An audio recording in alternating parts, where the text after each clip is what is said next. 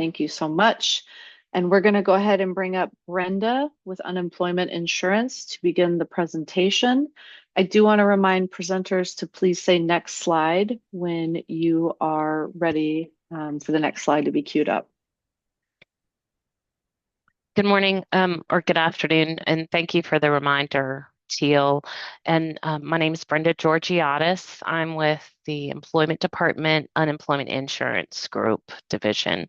So I am going to walk you through information about how to apply for unemployment insurance. As Teal explained, we consider you underemployed right now, so it's likely you'd qualify for some benefits. So how do I qualify right here? Um, if you've been working the last 18 months, you most likely qualify. It's based on the number of hours you've worked and how much you've earned, and no doubt you've all earned that. And you qualify because this is no fault of your own. Your employer has laid you off. So um, if it were something other than a lack of work, then we would handle it differently. But since it is a layoff, you will apply and it will should process rather quickly. And then you must be still able to work, available for full-time work and actively seeking work. Each week you claim benefits. Now that may sound odd that we're asking you to seek work when you are actually employed. So I have a question for anyone here really who could tell me, what has the employer told you about when they expect you to return to full-time work? So what has the employer said? And feel free to just nothing about when. So we don't have an idea of when. Okay, thank you. The rules and laws are a little complex sometimes, and if you were going to return to work earlier than 4 weeks, then you would not have to seek work. Our rules would say you would not have to show your work seeking activities. But since it's probably been going on maybe at least 4 weeks, or we don't know if it's going to be less than 4 weeks, then you will definitely have to look for work and show those activities So Brenda, online. I think what's happening, and Hmm. Matt or Emma, correct me if I'm wrong. I think what's happening is workers are getting scheduled, and then it's either their hours are being reduced or they're getting a couple of shifts and being told they're laid off the rest of the week and that they'll return next week. So there's multiple things happening. I think some are not getting work, some are getting less work, and then some are getting laid off in the middle of the week and told we'll see you next week. So that's why we wanted to make sure we speak to what temporary layoff is and the rules around Okay. qualifying for that. So just to clarify, Okay. sorry about that. Right. This Yeah. is, yeah, just go Yeah. ahead. Just real quick, because it depends on the seniority and where they're at on the list. So some folks were offered to go to another facility, um, the Hillsborough facility, if they had the seniority, they had that opportunity. And then there's probably going to be a bench of employees that uh, don't have the seniority to do that. What the company also agreed to do was to offer laid off employees on the, because it's mainly affecting our Twilight Swan Island shift. I think we have some folks here also from Alderwood that were told last week that 25 of them were going to be laid off for the rest of the week. Um, but those folks at Swan Island have been offered night sort and preload. So those are the next two shifts in the day. But that's a week to week basis or a day to day thing because they're covering for absent employees. So it's not something that is a dependable, always going to happen type of thing. And it also is dependent on the seniority as well. So for each person, it can be a little bit different. Okay. Yeah, and Um, this is Emma here too. I'm not sure if you can hear me, but sorry, I was on a little later. My audio wasn't working. But yeah, same thing goes with Matt. And over the last couple of weeks, especially as we had snow, there might have been people that told to get laid off, and then suddenly we'll have a surge of volume, and so they'll get called back in. Or for example, Hillsborough lost power. So it's unfortunate because it is really kind of sporadic. And you know, they might end up missing an opportunity for a call to go work early in the morning. So it is kind of a, like Matt said, case basis. Okay, thank you. Thanks for that information, and it will kind of unfold specific as we go through the process, um, because there sounds like there are some different situations here.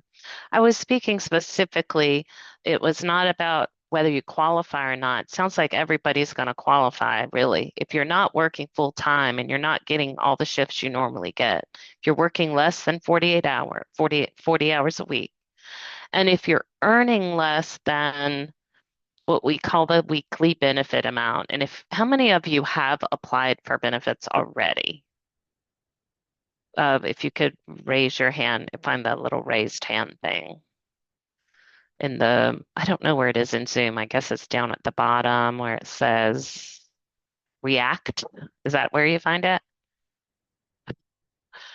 Okay, a couple of people have, not so many. Okay. Well, when you apply, thank you for that. When you apply for benefits, we send you a letter and it says, based on how much you've worked and how much you've earned, this is the weekly benefit amount that you'd be eligible for. And it's based on, we'll see it here. We'll go through it. We'll hit that screen and it'll explain it. And you know what? I think we just need to start going through the slides. So we'll hit it. We'll hit a lot of this stuff. But if we don't, please let me know with the answers at the end or whenever. If you have a question, if we didn't hit it and you have a question, we'll definitely get to you. Okay. Thank you, Teal. How's your weekly benefit calculated? There it is right there. The amount is calculated based on 1.25% of the wages you've earned in your base period. And the base period this is a little technical, the last 5 completed quarters. Completed means you've worked the last quarters of the calendar year. And the WBA is determined from the wages that reported in the first 5 of the first 4 of the last 5 completed quarters. So yes, it does get a little complex, but it's based on how much you've earned.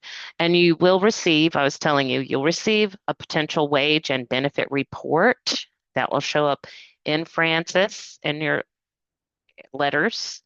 And if you've said electronic, and it'll come in a paper form, US mail. If you said, please contact me when you sign up for Francis, if you say, please contact me via paper, it'll come in the mail. Okay, look at that report when you get it, and if wages are missing, then give us a call. Now, that's the last thing. If wages are missing, you have questions, contact the office. I'd like to give you that number now, 877-345-3484. That is the claims line. And I'm sorry to report that we have long wait times like right now. We can have long hold times. We are short-staffed, but the people who are going to pick up the phone for you really, really, really want to help, and they're knowledgeable. So the best tip is to get at 9 a.m. on Tuesday morning, first thing right at 9 a.m., and you'll get in the queue. Okay. Now, alongside of that, aside from calling claims to get some extra help, the best way to do it is to register online in Francis on the internet, francis.oregon.gov, and sign up for an online account. That's pretty much what it looks like. So you go to francis.oregon.gov, sign up for an online account, click on the blue hyperlink. Next slide, please. Okay, and there you have it up in the right corner. You're going to create a username and password, etc. I want to point out, go back one slide, please.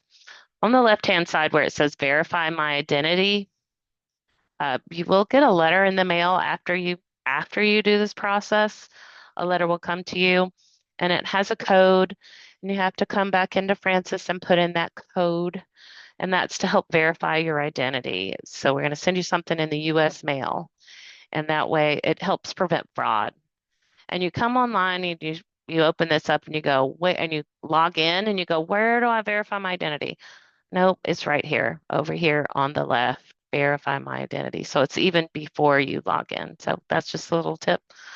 I spent I spent a number of days looking for that thing when I was using it. Okay. Next slide, please. Two ways to apply is online and over the phone. And this is when you open your initial claim. This starts your claim and you provide information about your income and your employers for the last 2 years. And then going forward, after you sign up for your initial claim every week, you'll need to come on onto Francis or call online, and I'm sorry, you call this phone number, 800-982-8920, and that is an automated phone system. So some people, if you're not online, you can use the automated phone system, 800-982-8920. Okay. And every week on Saturday at midnight, you can claim for the previous week. Our weeks are Sunday through Saturday. And after Saturday's over, you would claim and testify that I've been available to work, I've been actively seeking work, and I've been able to work. And some of you, it looks like, probably will have worked some, and you will be putting in how many hours you worked and your gross earnings, and another slide will say that. Just want to mention about when you enter your actively seeking work your seeking work activities, the things you've done to look for work. 2 of those need to be contacts with an employer, direct contacts. One of those contacts will be with your existing employer because you were with them and you've been contacting them, but you need to have another one and then 3 other activities. And I think WorkSource will go into that a little more detail. So next slide, please. Okay, to access the online claim system, go to francis.oregon.gov and log on to Francis. This is after you've created your online account, and let's say it's the next week, and you're going to claim the first week of benefits on Saturday night at midnight or Sunday morning or sometime in that next week. I want to encourage everybody to go ahead and do that now. Do that as soon as possible and go ahead and get signed up for get online and start open your claim. Okay. And here's the number there. You can call the claims and customer service 1-877-345-3485. Next slide, please. Okay.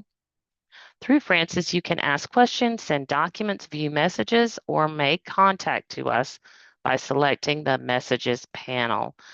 So do you mind going back, Teal, one slide? So here's where you log into Francis, and once you've logged in, and then go forward one. Thank you. There will be an area, the home, see at the top, Home Action Center Settings, and I want to. You want to click on I want to, and you'll have different choices of things you can do. And one is messages. You can view messages from us. You can send us a message. It's kind of like internal, like emailing us. Okay. And someone will get back to you in messages in Francis. Next slide. Unemployment insurance benefits. How do you claim a week? So we just talked about how the week is Sunday through Saturday.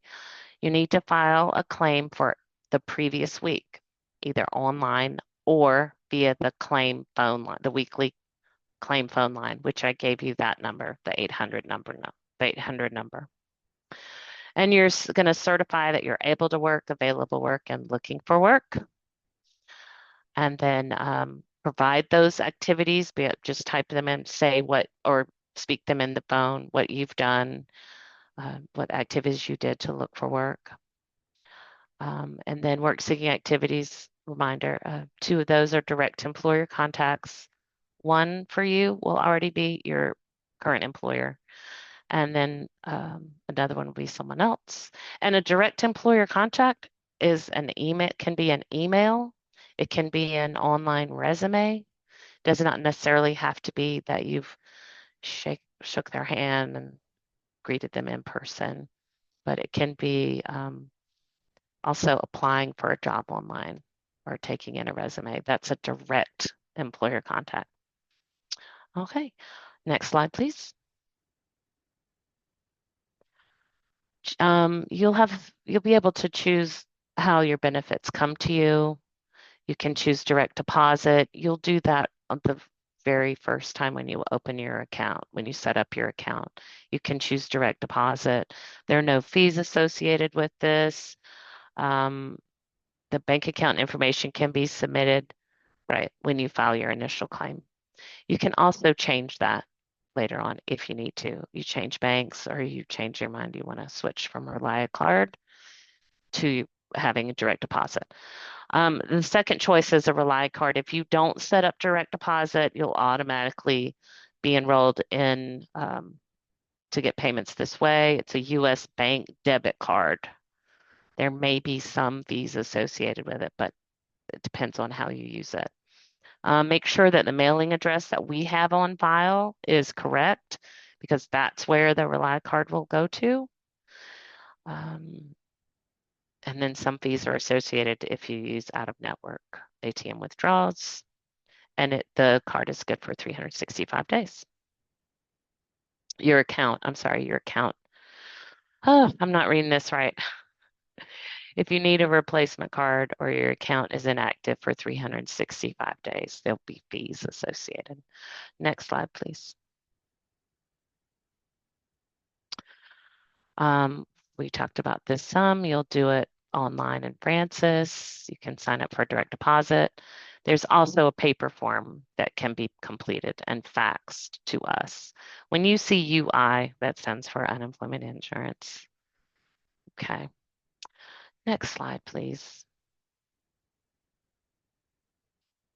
Okay, and you'll need the information below to complete the direct deposit, the routing number, your bank's routing number, account number, the type of account, is it savings or checking, and the name on the account. Okay, next slide. Taxes and withholdings. Unemployment insurance benefits are taxable income on the state and federal level. So you'll get a 1099 the first of the year in the mail, and it'll outline your benefit payments. It'll list what you've been paid through unemployment insurance. And so when you file and are receiving unemployment insurance, you have the choice to have the taxes withheld from your weekly benefit amount or not. It's up to you. If you don't withhold taxes from your check or from your benefit that comes to you, then you'll have to pay them at the beginning of the year when you file your taxes. And you can choose to have 10% withheld from federal and or 6% withheld for state taxes. And you can withhold either, both, or none. So you have those choices. All right, next slide, please. Do you have a number on that, TL? What number we're on? Or can you see it? Rodrigo, my colleague, is running the slideshow. I think we're about Oh, we're about halfway through though. I know that. I couldn't tell you the exact number. 10 or 11. Okay. Okay. I just made some notes based on what number we're on. Oh, okay here. Does it, I can't see it. It's so small. Can you see that? What slide it is? It Okay. looked like Well, 9 or 10. okay. Great. Thank you. Actually, it was Okay. 15. 15. Good. Okay. Maintaining UI eligibility. So the day that you signed up for your claim account, we sent a letter in Francis or in the mail to you, and it has a list of requirements for you. And these three things on here on the screen, the iMatch skills, the work source registration, and the ID verification are all requirements that need to be taken care of, or they could slow down benefits or until those things are done. iMatch skills, it's our job search system. The WorkSource office can help you do that, or you can go online and create a profile and fill that out. Then there's the WorkSource registration, and that's where you have an appointment with one of our WorkSource offices, and my colleague Emily will be here to talk about that next. One requirement is that it is a requirement that you have a registration with them, and that can be online or in person, and you can walk in as well. You can call and set up an appointment, or you can walk in, and they are wonderful, and they are so helpful and love to see people find work. And I've never heard anything bad about a WorkSource office, honestly.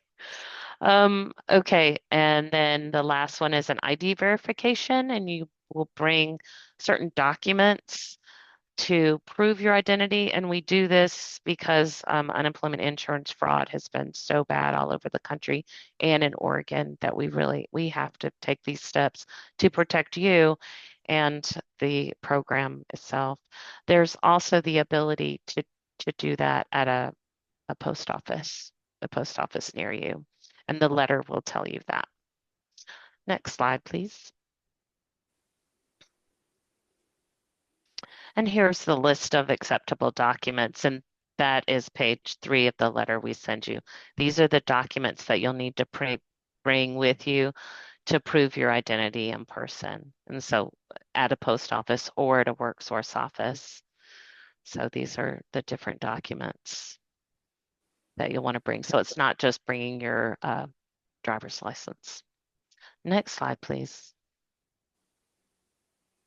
The 3 A's of unemployment insurance, being able to work, physically and mentally capable of performing the type of work that you're seeking or you're doing, available work.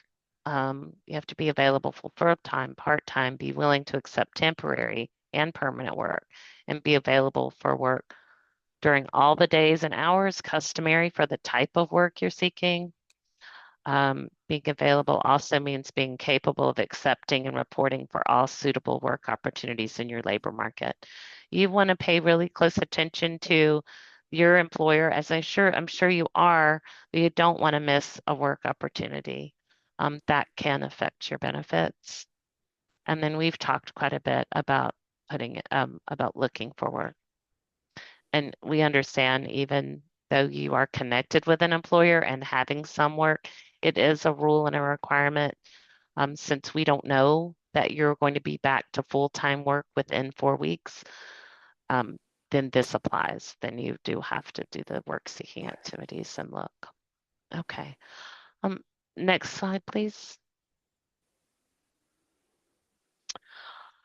Okay, a waiting week credit. Okay, this is another one of those complex things. Maybe we all learned in the COVID times that the very first week that you claim is a waiting week, and everyone in Oregon who applies for benefits has to serve a waiting week. It's just a waiting week. It's a week that does not pay out, but you want to go ahead and file, and so you get that out of the way. So please do file as soon as possible.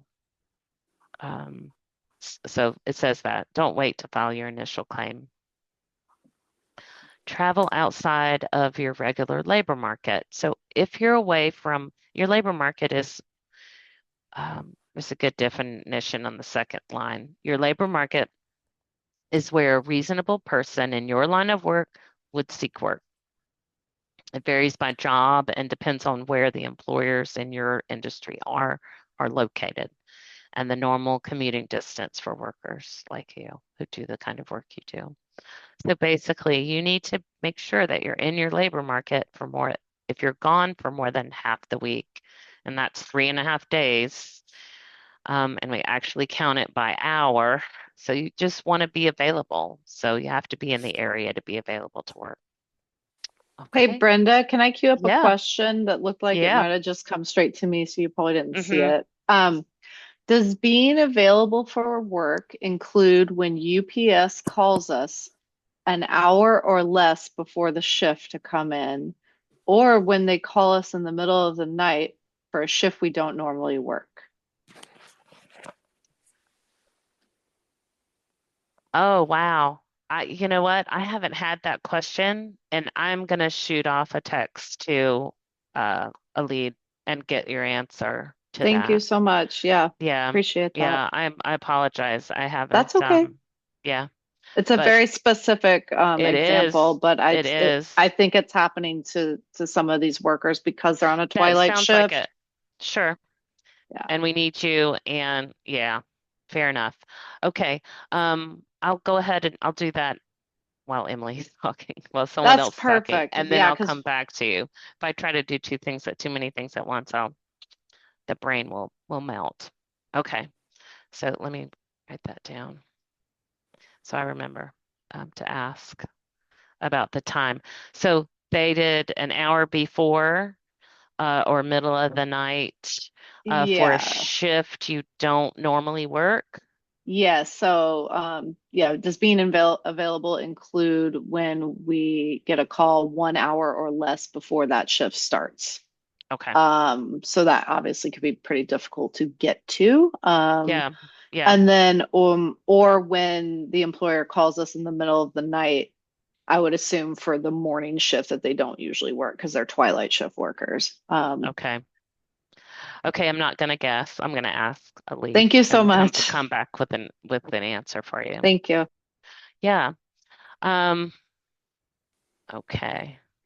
Next slide, please. More common pitfalls, being available.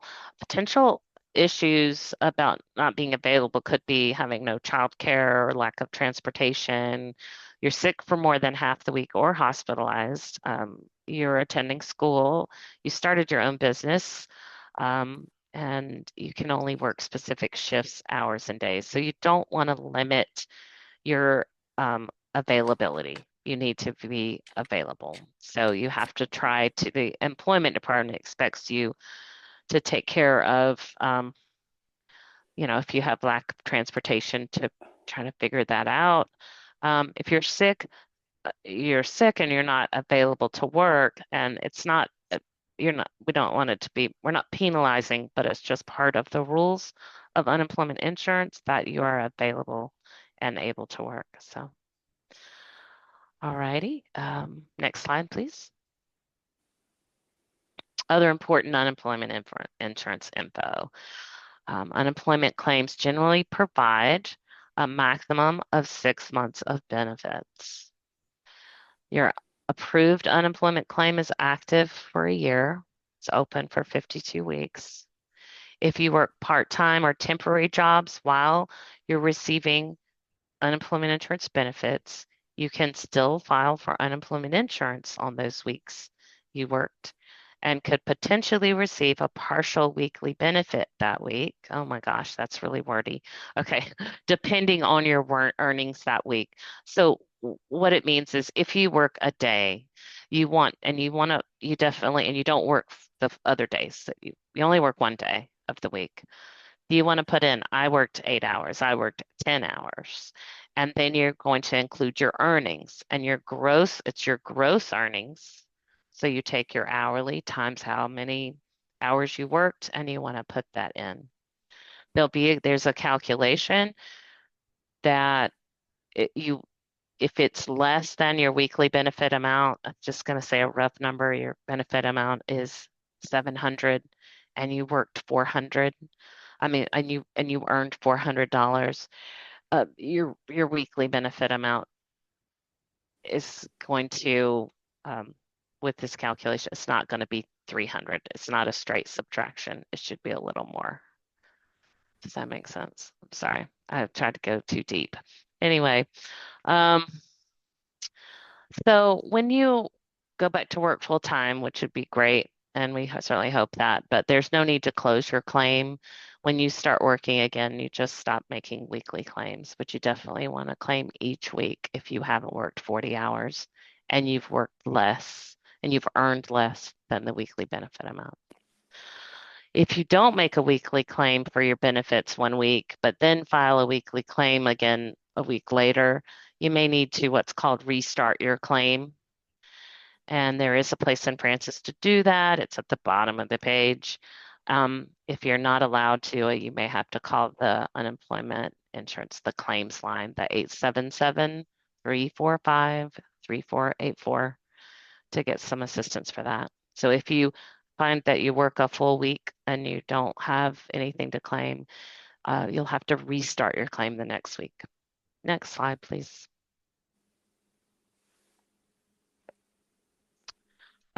Some people may be eligible for special unemployment insurance programs. There's a self-employment assistant program and training employment insurance.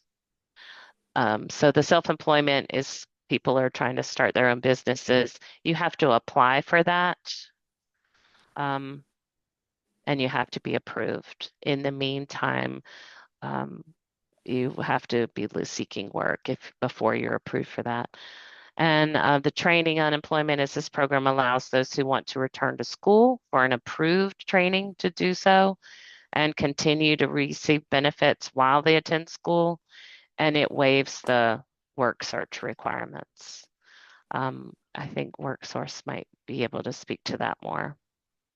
Claimants in this program may be eligible for a temporary extension of benefits. Okay, for these programs, you must apply and be approved before you can participate. Until approved, claimants must continue to follow the regular UI rules and fulfill work search requirements. Okay, and then for more information on either of those programs, you call the Special Programs Unit, 800-436-6191. So Brenda, can Yeah. you go, now that you've done your presentation, can you speak about temporary layoff and how that is defined by the employment department and the criteria around qualifying for that as far as having a hard return work to work date and Okay. that Yeah. kind of stuff? Because I think that's going to be really relevant for a lot of these workers. Right.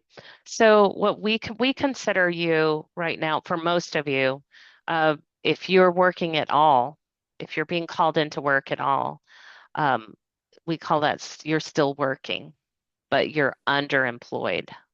So if you're not earning that weekly benefit amount that we talked about, if you're not earning that in your week, or you're working less than 40 hours, then you're going to apply for benefits. Now, temporary laid off, that is that 4 weeks. If your employer said, we're going to bring you all back full time, or not all, they said, well, maybe they talk to you individually. We're going to bring you back in 4 weeks and then you'll be working full time. If you have a reasonable expectation that you're going to return to full-time work within 4 weeks, then we consider that temporarily laid off and you apply for benefits and you do not have to seek work. The part about being temporarily laid off, as far as we're concerned, really only applies to whether or not you are required to look for other work. It does not determine whether you're eligible for benefits or not, or if you should apply or not. You should apply because you don't, sounds like in you guys' situation, you don't know week to week if you're going to work a 4-day week or 1 day or 2 or none. So go ahead and get this claim started. And then week by week, file the claim with the hours and the earnings that you had. I'm not hearing anybody say yet, it doesn't sound like that this is a temporary layoff situation because it doesn't meet that 4-week time where you've been told you're going to be back within 4 weeks, right? For those of us called week by week to be laid off sometime. You should apply. The person, someone's asking, is it Peter? You have another part-time job, you should apply and let us look at that.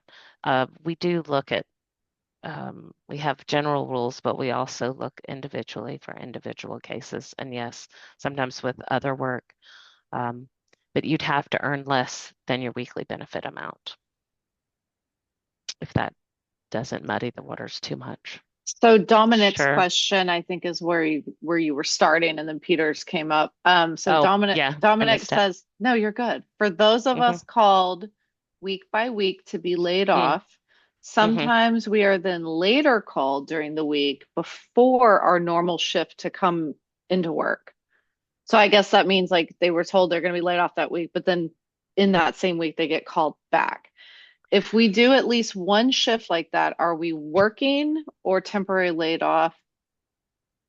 So if you've worked at all, you're still working and you're going to apply for benefits for that week because the week's going to end. You're going to, before you apply for it.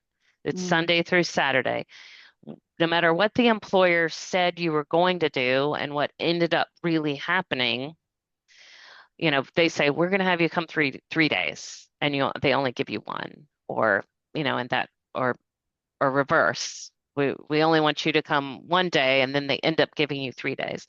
No matter what happens there, if you've earned less than that weekly benefit amount and you've worked less than your normal hours, you would apply for the week every week. You're going to do it week by week by week by week, and they're going to be different. It sounds like for you guys. Some weeks might not have anything, some might have a day. And I'll get the answer to your questions about how available do you have to be to your employer? You know, like, um, I think the question also is if you're called in an hour before, what happens if you're like, yeah, I'll get there as soon as I can, but I might not make it in an hour. I don't know about the scenarios, and I will find out. Brenda, Marcos a few times in the chat has, and I had it queued up. Sorry, Marcos, for the delay. So it sounds like there are some workers who don't ever have 40 hours. Maybe they're labeled as Mm, part-time. They're working hmm 20 to 25 hours. Now their hours get reduced or completely diminished. Should they be applying for unemployment? Yes, yes, they should because you're working all available hours. Your employer has only given you a 30-hour work week, right? And you're working less than what you normally work. So if you work less than the amount that we talked about, that weekly benefit amount, if you work less than that, if you've earned less than that in the week, go ahead and apply. Yeah. Marcos, feel free to jump in and unmute or continue the chat if that didn't address the question. Yeah, and I want to add that part-time people who work part-time still qualify for benefits. It's not just for people who work full-time. I know I've kept saying if you haven't worked the 40 hours and the but if you haven't worked what you normally work, actually is probably a better way to put it. Yeah, because you can qualify if you're working part-time because that's what your employer has for you. Now, if you limit yourself, I only want to work part-time because I want to go to school the other time, that's different. It gets sticky. It gets a little tricky. Unemployment insurance is complex, but we are here to help you through it. Um, it looks Yeah. like we had a question. Thank you. It looks like we had a question Hmm. pop up that UPS is my second job, so I'm Hmm. not available at night. How can I avoid not being penalized for that? And would I still qualify for unemployment? Um, Unfortunately, people that work a lot sometimes do get penalized in a way, um, because you are still working. Your full-time job, your main job, uh, you have one, and so we don't consider you unemployed. Um, Unfortunately, I'm sorry to say. You can, you know what? We do a lot of times we are making decisions on a case by case basis, but I want to mention that,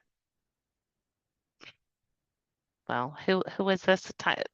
Teal, can you get information to this answer this questioner directly? Sure. Okay. Let me Because let me ask yeah, I, somebody else who knows a I, little more about that. I think But the generally, best, if you're working full time, you're working. right. Or if your first job is Your potentially first job. maybe less hours and then you're reduced Yeah. at your second Okay. job, may Okay. still qualify. There you go. I Yeah, think you're the right. best thing to do would Mhm. just be apply. Apply. Apply. Yeah. Right? I mean, because they're Yeah. going to ask you additional questions if they need Mhm. information, and it Mhm. never Mhm. hurts to just try. Just be honest with the amount of hours you're getting at one employer and the next.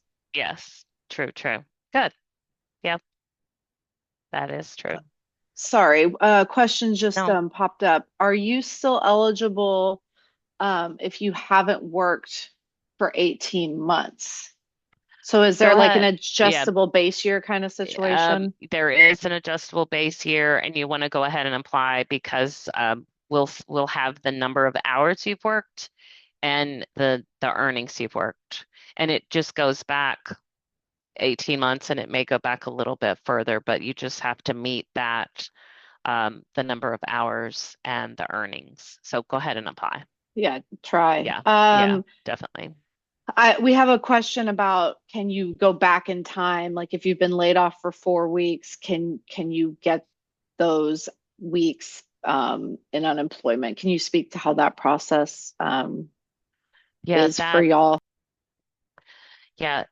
not normally not usually, unfortunately, is the answer to that question. However, you want to call the claims line and request to backdate, but normally we don't.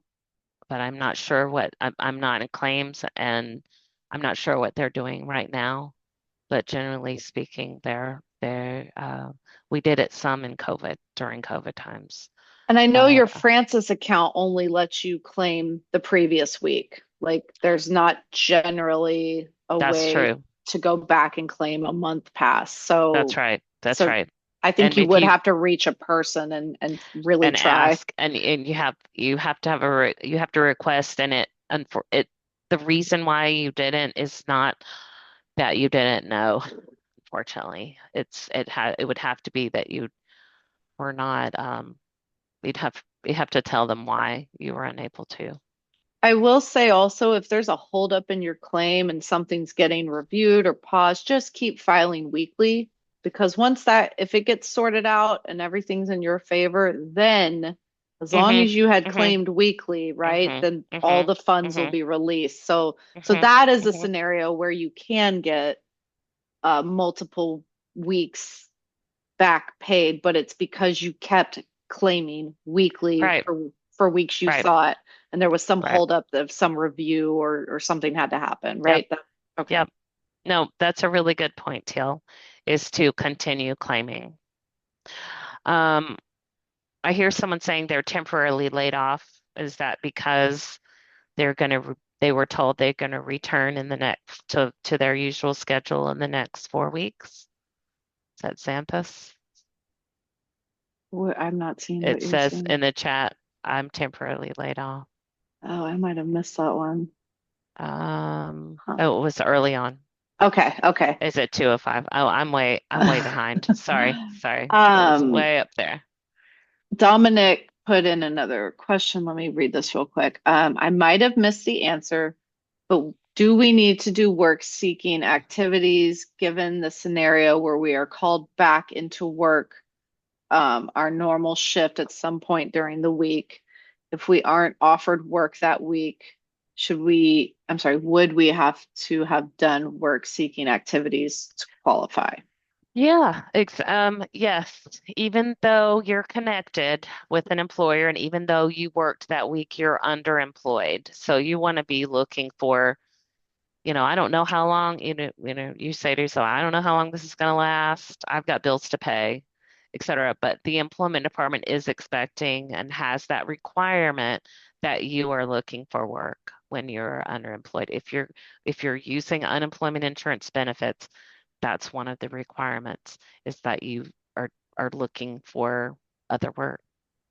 Yeah, good question. And Dominic and everyone on the call, one of the two direct employer contacts every week is you checking in with UPS. UPS, Yeah. that Yeah. communication around will you have work or not. Yep. Yep. Yes, your contact with them. I think I gave an example that you work today. Um, well, they had to have contacted you, but you're also in contact with them in general, probably daily. But being in contact with your employer counts as one of those um, contacts with an employer. Brenda, Anything? Colin just Hmm. asked, I wasn't sure what to put for the expected return date, so I Hmm. just put in 3 weeks from now in the application. Is there a way to edit this after since I Mm. already submitted the application? Hmm. Um, I, I don't think so. Sorry to be vague, but I don't think so. What I would do, Colin, is send in a message, go into Francis and go to that message area under the I want to, go to messages and send us a message and say just what you said.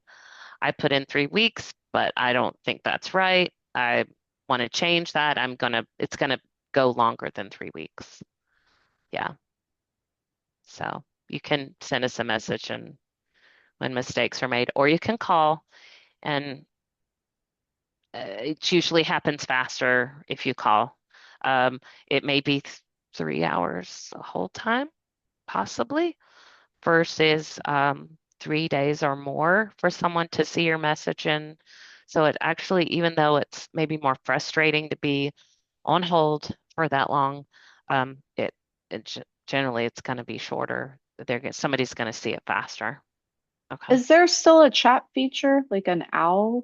I don't, I don't know. Okay. I I haven't think seen the owl lately. okay. What do you think? I've got more questions. So if I reach out to the Teamsters, so that's the union representing a lot of these workers. If I reach out to the Hmm. Teamsters Hmm. asking them if they can set me up with temporary work, does that count as an activity, like a work seeking activity? It does. It Okay, does. Hmm. great. Hmm. Um, Next question. Does the call from UPS where they tell us we are laid off for the week, that counts for the contact? I got my call yesterday informing me I was laid off this week, for example. So yesterday was Sunday. So sounds like Sunday, Dominic got a call saying you're laid off this week. Is I that wouldn't I wouldn't count that as your direct contact for finding work because that contact unfortunately said you don't have work. But the next day, when you're calling in or you're looking online or you're checking or whatever you do to find out, am I working today or am I working today? Or anytime they um, uh, you connect with them after that initial call, that's going to count as your contact. Yeah. okay? Just want to make sure I haven't missed any questions. Thank you, Brenda. I know we're fielding a lot. Oh, and they And do have an owl. So the owl is there. I don't know how the owl works. I'm sorry to say. that's I don't. okay. I know I've heard about the owl. I think it's an It's icon, a correct? chat. I Yeah. it might be an AI chat kind of thing. An automated. I think it's an automated, like they can answer some questions. I don't think there's a person on the other line that's responding in the chat to the owl chats. Okay. But I'll go and get in touch or ask about the question that was asked earlier about responding to the employer that calls in the middle of the night and being available no matter what. And I'll come back with an answer. Okay. Will we have some time at the Um, end, or do you want to, yes. Teal, do you want to Yes. keep doing these, or do you want to We'll have move time at on? the end. Yeah, we'll Okay. go ahead and bring Emily up now from WorkSource. Brenda will let you get some questions answered on the back end, and then we'll do overall Q&A with all presenters at the Okay. end. Yeah. Okay. Thank you. Thank you. Thank you. Great. Thank you. Thank you. Thanks Yeah. everyone for all the Yeah. great Yeah. questions. Thank Keep you. them coming. Right. We Mm-hmm. will, and if you continue to send them to me, I will forward them to Brenda. You can send them to Brenda directly on the chat feature. There's a way to not send them to everybody if you have a specific Mm-hmm. question. Mhm. Whatever your preference is, just keep them coming and we will do our best to get them all answered. So with that, Yes, I'm going to we bring up will. Emily from WorkSource to speak about, and Rodrigo, you can cue that next slide. Thank you so much. Oh, sorry, next one. Next one. Um, we can go ahead and bring Emily up from WorkSource to continue the conversation about how to qualify for unemployment insurance, but beyond that, how to seek new opportunities and potentially pivot in your career. Thank you, Emily.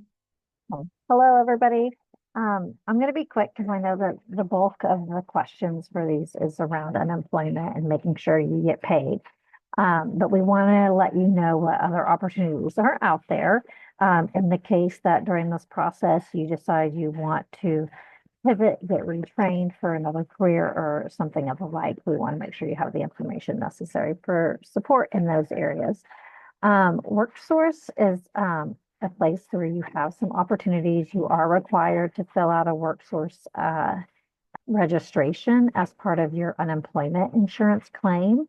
So you can go online and make a virtual appointment with a WorkSource personnel, or you can do a walk-in at one of the local WorkSource centers. Those you can't schedule a walk-in at an in-person time. You can only schedule for a virtual time, or you can do a walk-in at your convenience. And sometimes there's long waits, and sometimes there's not a wait at all. It just kind of depends.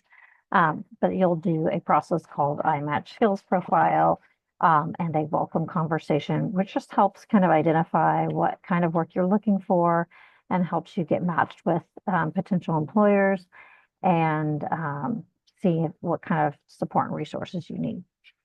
Next slide. And these are the local WorkSource locations in the Portland metro area. So if you're out in Gresham, note that address, northeast, southeast, Beaverton, Hillsborough area, and in Tigard. The locations in all the quadrants. Next slide.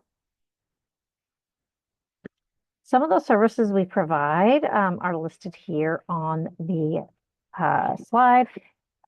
So we have classes that you can take. A lot of them are going to be virtual now with some in-person opportunities. And we can kind of help with some career exploration and job leads, trying to help you identify what direction you want to go in next. There are some training cohorts if you're interested in banking or medical careers or semiconductor tech training. You can get some free trainings that help you get into those careers. And then sometimes we have options and scholarships to help you get certain workforce prep activities, such as the ones listed, forklifter, flagger certification, things like that. So just keep these things in mind, but talk to your WorkSource rep when you do your welcome about what options are out there. All right, next slide. So you can sign up on workshops if you're going to do a career transition. You might want help with resume writing. There's going to be workshops. There's also a walk-in help desk at North Portland WorkSource every Wednesday from 9 to 11. Myself and a colleague usually run that. So we can sit down with you and help you one-on-one with your resume. There are workshops on interviewing, networking, job search strategies, and general information about what it would be like to get into a trades apprenticeship, that kind of thing. We also sometimes have scholarships available. There's limited availability at this time, but there is still some available. And the areas, if you're wanting to train, retrain for a career, we focus on scholarships for short-term trainings. So they're usually like ones that take you a couple of months to complete in healthcare, early childhood education, construction, and advanced manufacturing, including CDL training. We do fund a lot of CDLs and clean energy, early childhood education, and maritime welding are the ones that are the easiest to get into right now because we have buckets of funding for those. So if anything like that sounds interesting to you, um, yeah, ask at your local work source, and they can help send you to the right place. Or ask specifically for the skills team. So remember that skills team if you're looking for a training, and they'll get you to the right person at the skills team at that location. All right, next slide. This is where if you make a My WorkSource account, this is where you will end up. You just go to myworksource.org, and this is for doing a lot of the online trainings and workshops. So you go to myworksource.org, click create account, go through all the screens, create account, create account, create account, and fill in the documents until you get to your home page, and you can see where there's a paper airplane. That's where you can sign up for virtual workshops, and sometimes in-person workshops. And there's also online trainings that one of your WorkSource personnel can help walk you through. If you're interested in, I've helped people do online trainings through Metrics Learning in things like getting their A plus CompTIA A plus certification. For a lot of people are interested in project management, so they do the project management modules. So there's a lot of trainings like that that are self-paced, but you can get them for free, and you get the learning out of them. And some of them will prepare you for a certification exam in those fields, but not all of them. All right, next slide. All right, that's it. That was just a very big, fast overview of all the things we have at WorkSource. But we're really here to support you. It can be very frustrating to be laid off. It feels dehumanizing, and it's really nice to come into WorkSource and talk to a human being that understands how difficult it is. And a lot of them have been through it themselves and have a lot of compassion for that difficult situation and are here to help you with the kinds of skills that you may not have had to perfect writing a resume because maybe you never had to write one before and now you feel like you need one. We're here to help with that. So next up is healthcare. Thank you so much for being here. Emily, would you drop your contact information in the chat? Some people got really excited about maritime welding. So Oh, good. Because that's one that we actually have a good a good pot of money to fund training, right? yeah. So if you're interested in maritime welding, I'm at Emily S. at ERCO. I'm giving you my contact information because I work on a team with someone that fills out the applications for everybody on that. And I will connect you with her. I'll do a warm handoff. Perfect. Real quick, Emily, is the Southeast Work site a viable work source site? Was that on our list, the Yes. Southeast? Mhm. Okay. Yeah. Yes. So going into one is like going into all in the sense that you're all connected and can get them to the right person and right funding and kind of situation is that. Yeah, we have different teams, like funding teams that work at different ones. So they do communicate. But if you go into one and they're like, I don't know, you're talking about maritime welding, email me because my team at North Portland's running the maritime welding funding. Different ones will specialize in certain things sometimes, or we go through money at different rates. We all end up with buckets of money, and sometimes one center gets really a lot of requests and a few other centers don't. So that's why it's can be helpful to, if you don't succeed at one place, don't be shy to go into another. Thank you so much, Emily. That was great. Emily will be on at the end of the call. So if you have more worksource questions, keep them coming. And we will now bring up Michael with the Oregon Health Insurance Marketplace.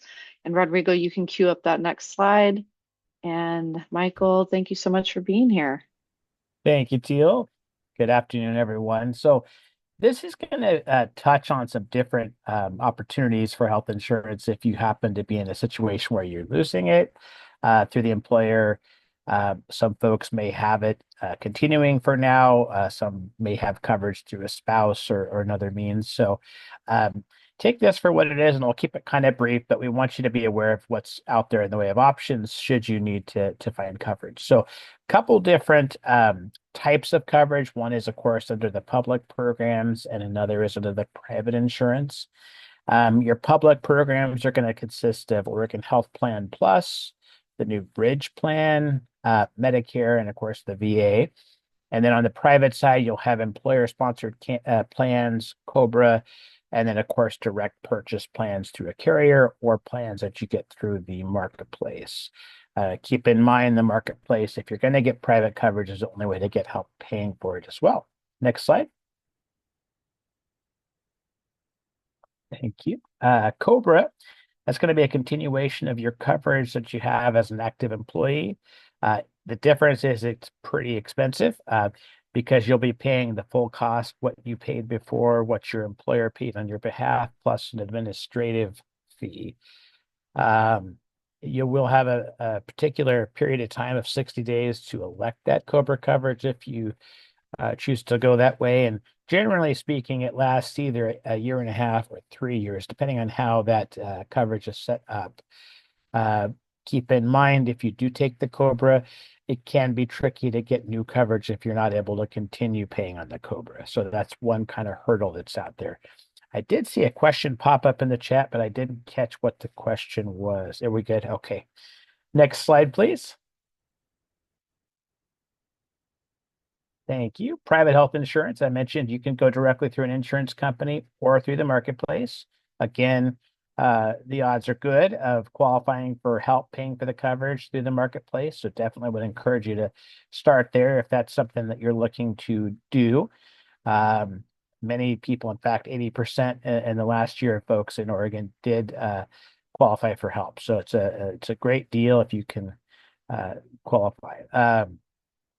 Allows you to have kind of an apples to apples comparison of health plans, as well as kind of look at plans that are out there against what you have or had as an active employee. So that's another good function of that. And then, of course, keep in mind, you do have a specific window of time to pick up the coverage outside of open enrollment, which is November through January 15th. You have 60 days before and 60 days after you lose qualifying health insurance. So that would be health insurance through an employer. Next slide, please.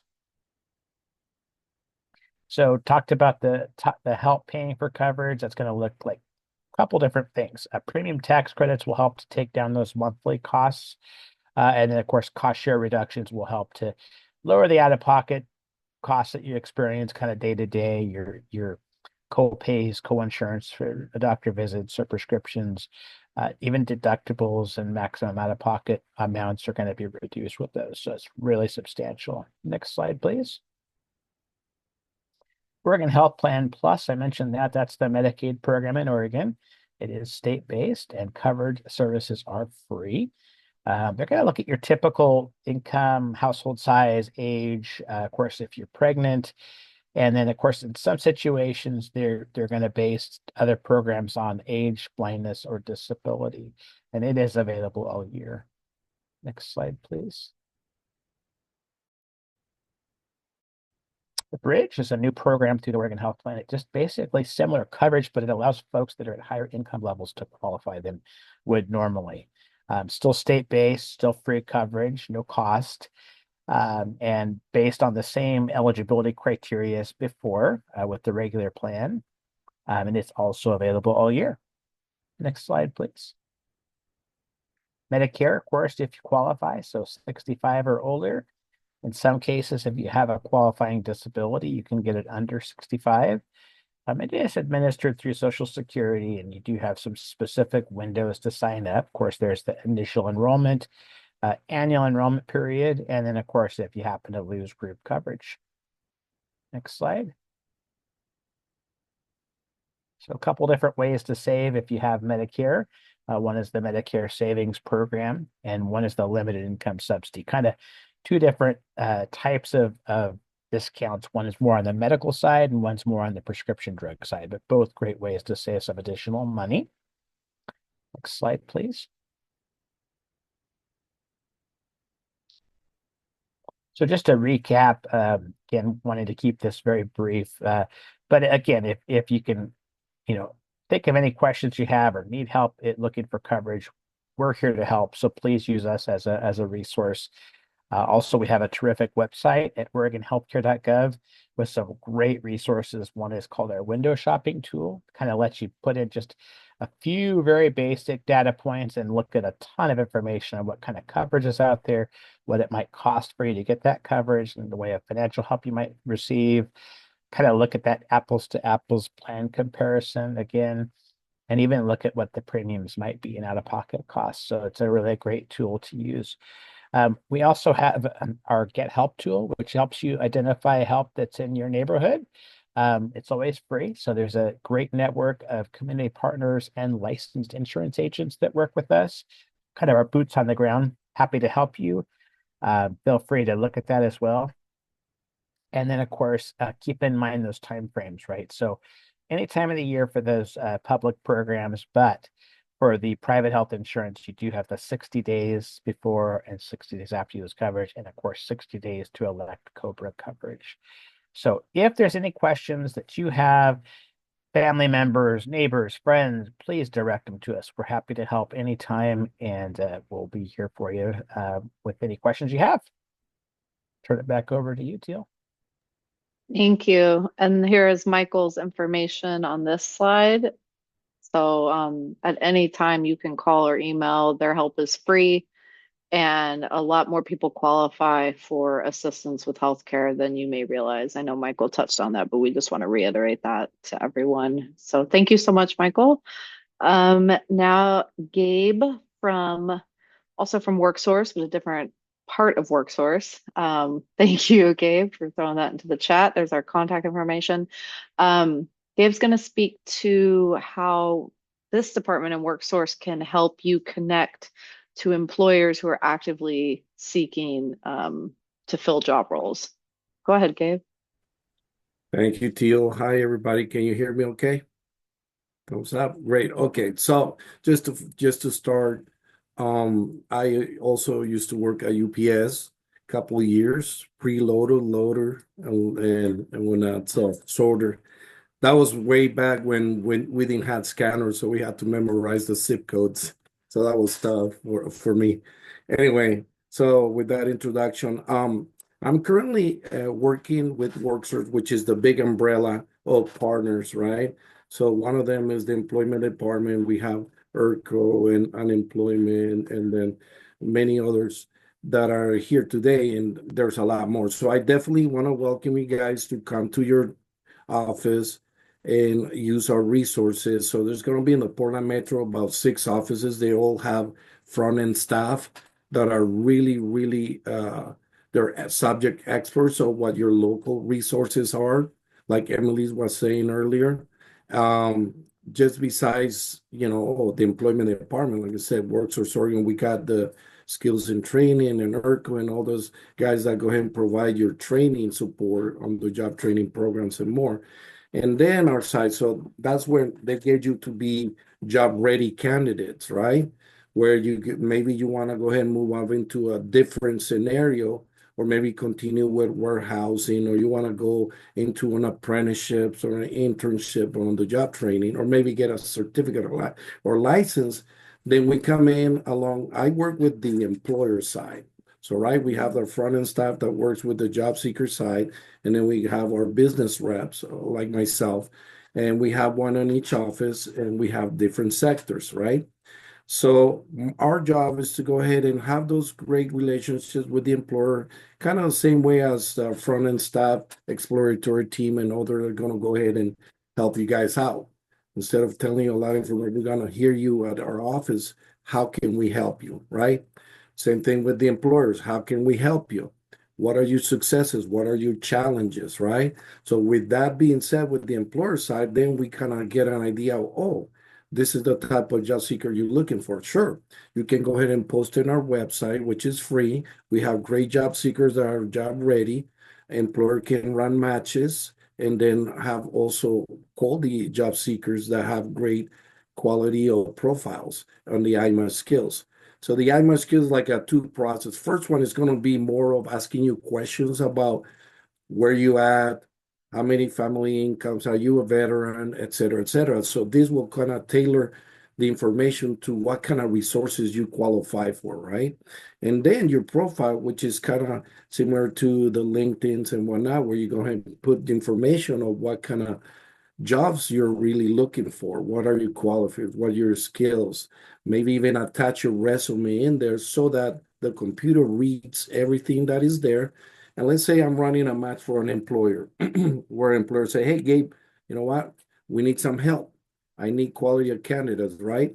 So can you help us out? Sometimes employers don't have HR. So we come in and help them out on a small number, quality versus quantity. So then we run a match, and guess what? That's where your IMA skills profile is going to pop up because the requirements that the employer is putting in, you are meeting those requirements with all the skills. So guess what happened?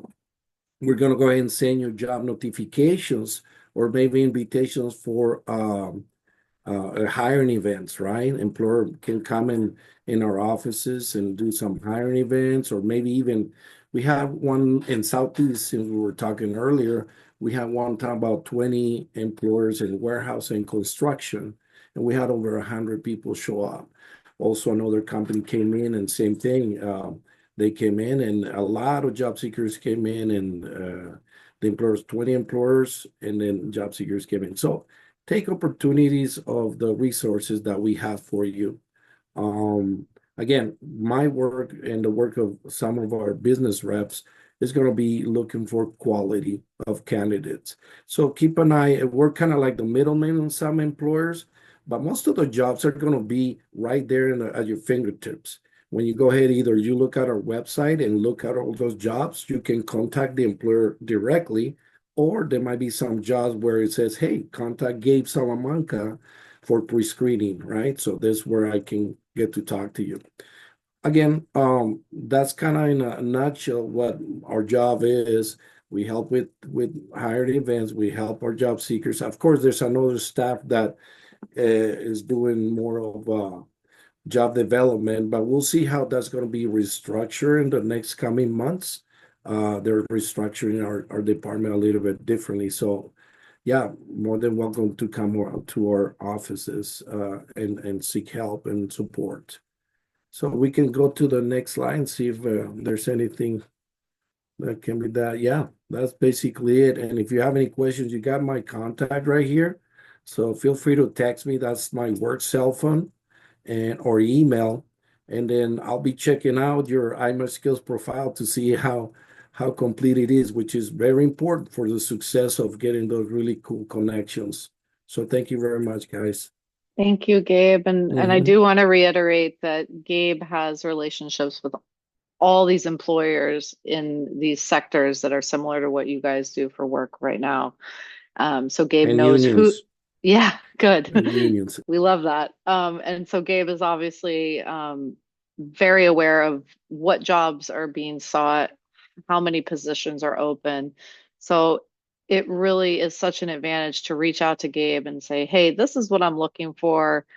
You know, build a relationship because Gabe can fast track you. Gabe has those personal relationships with employers, as do his colleagues that do this work. And it's all free. Like none of this is going to cost you money to get help connecting to jobs because maybe, you know, maybe if you're not getting hours at UPS, you can't pay your bills. You need to go ahead and move on. So there are definitely options.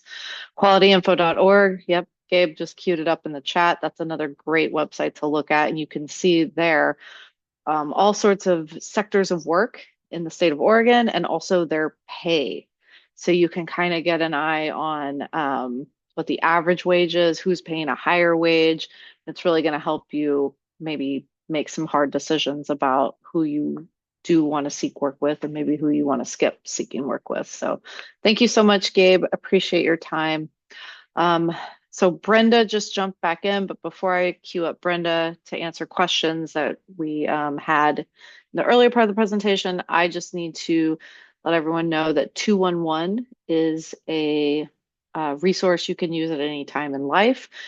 doesn't need to be a qualifying event to call 211, go on the website, download the app. But what they do is they collect community resources that are available at low cost or no cost.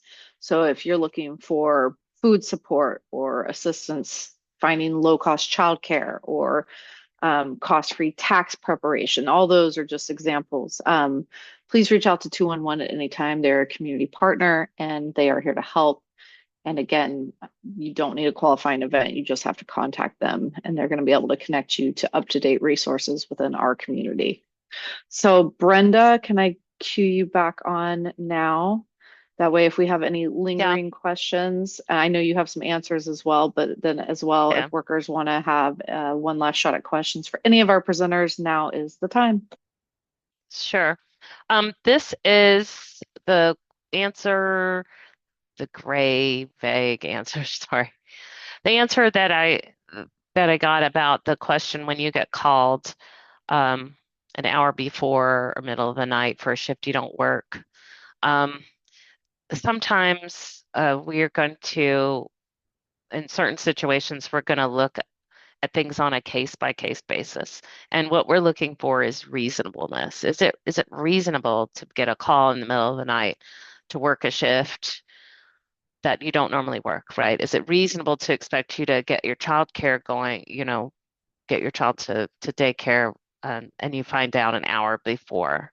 So I'm sorry to say it's not a cut and dry answer. I don't have an absolute answer, but this does give me the opportunity to tell you that if you receive a denying decision for a week and it says, and from us, and we say benefits are denied this week because whatever, yada yada, you didn't accept that work opportunity.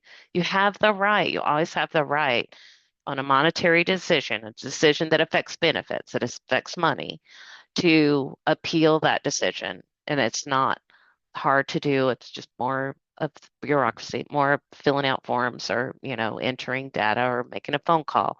But you can deny it, just keep claiming, and it may be overturned. That's why you have, did I say you can deny it? You can appeal it, and it could be overturned down when the appeals court looks at it. So I just wanted to let you know that. And I'm sorry to be vague, but a lot of times we are looking at things on a case by case basis.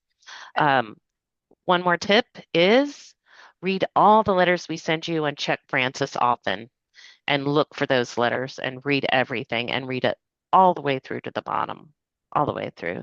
There's a lot of information. It is complex, but that just gives you a better chance of going through the process and dotting all the I's, crossing all the T's. Okay. Yeah, and the thing about when you appeal something, everyone, the more information you can provide, the better shot you're going to have. So you provide that call came at 2 a.m. for a 3 a.m. start, right? You will be able to ahead of time send in information that can help, prove your case as to no, I didn't turn down suitable work. Like this is the circumstances around what happened. And so when you appeal, the more information you can provide, timeline, call logs, that kind of stuff, all that stuff is very helpful in winning appeals. So my organization, LCSA, we definitely can assist when there is some kind of hiccup with unemployment and or you are filing an appeal. We don't do the work for you, but what we do is advise you on the best shots and strategies at crafting an appeal to win that appeal and get your money. And like Brenda said, just keep filing every single week. Because if you do win the appeal, you'll get all those back weeks, but you have to keep claiming. Yeah. Yep. And I want to say that that individual basis is true. Like some of you, it sounds like people are different. So some of you actually might be considered laid off, like you're not connected with UPS anymore. I don't know. I can't know that. We don't know that until we get all the information. And so you need to file and it'll be treated a certain way. And then if you are working one day a week, or you're getting called to work a few days a week, we call it still working. You're just going to have to get in and apply so that we can process it. And like Teal said, claim each week, continue to claim each week. Yeah, I I threw hope my that helped. information. No, that's Hmm. perfect. I threw my information into the chat, so my work email and my work cell phone. Again, if there are issues that come up within an active claim, you can absolutely reach out, and that is something our organization does assist union workers with. I have another question real quick. I was on vacation the last week, so I did not file claims. Since I was paid ahead of time, I'm guessing that means like vacation pay. If that means you were, then you earned, and chances are you wouldn't be eligible for benefits, so you might not have missed out on anything. So, because if you took vacation time and you had paid time off for that and were paid, we consider that earnings. So That's a great. you didn't necessarily miss claiming that week. It, And you wouldn't yeah, have been eligible for it. Dominic, so there's rules around traveling outside your labor market, being available for more than half the week.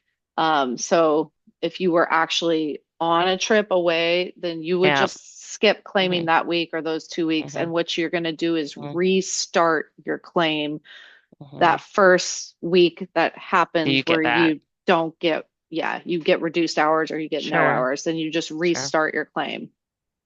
Hmm. Dominic, let us know Hmm. if that makes sense or if you have more questions. No, not reapply. There's a restart tab, correct, Brenda? Where they just, At the bottom of the page. So people miss it sometimes because you have to scroll down to see it. So if it says you can't claim, start looking around.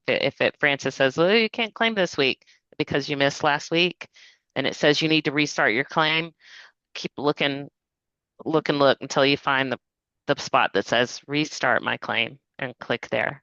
Just sometimes it's just out of your field of view. and then on that note, if you do return to your normal work hours or you get another job, you just stop claiming. You don't have Hmm. to close the Hmm. claim or do anything. You Mm-mm. just stop Mm-mm. filing. Yep. Yep. But here's the tip. If you get offered a job and hired, and they want you to start in 2 weeks, and you are like, okay, great, and you're not getting any work from EPS or they've fully laid you off or whatever, and you're waiting to start your job, you're going to claim benefits because you're not working, right? You're also going to look for work because you're claiming. If you're claiming you are looking for work, a lot of people will say, well, I've got a job. I don't need to look for work. Logically, that kind of makes sense.